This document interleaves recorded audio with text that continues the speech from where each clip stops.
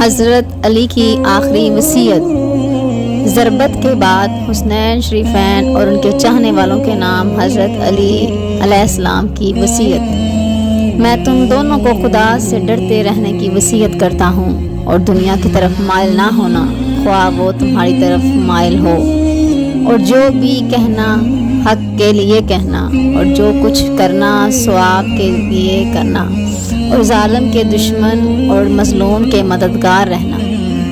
میں تم دونوں کو، دوسری اولادوں کو، اپنے کنبے کے افراد کو اور جن لوگوں تک میرا یہ نوشتہ پہنچے ان کو وصیت کرتا ہوں کہ اللہ سے ڈرتے رہنا اور اپنے امور کو منظم رکھنا اور باہمی تعلقات کو سلجھائے رکھنا، کیونکہ میں نے تمہارے نانا رسول صلی اللہ علیہ وآلہ وسلم کو فرماتے سنا ہے کہ آپس کی کشیدگیوں کو مٹانا عام نماز روزے سے افضل ہے۔ دیکھو، یتیموں کے بارے میں اللہ سے ڈرتے رہنا، ان پر فاقے کی نوبت نہ آئے اور تمہارے ہوتے ہوئے وہ برباد نہ ہو۔ دیکھو، اپنے ہمسایوں کے بارے میں خدا سے ڈرتے رہنا، کیونکہ ان کے بارے میں تمہارے نبی صلی اللہ علیہ وآلہ وسلم نے برابر ہدایت کی ہے۔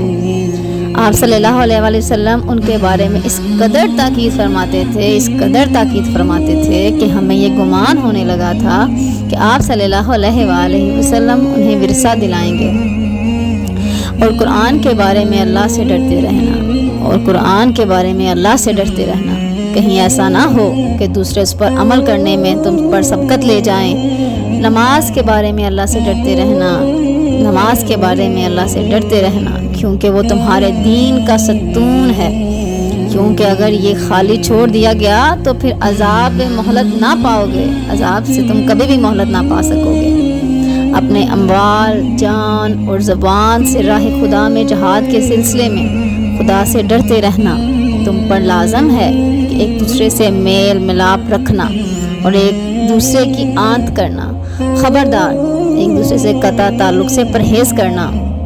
دیکھو، امر بالمعروف اور نہی عن المنکر کو ترک نہ کرنا، ورنہ بد کردار تم پر مسلط ہو جائیں گے اور پھر اگر تم دعا مانگو گے تو وہ قبول نہ ہوگی۔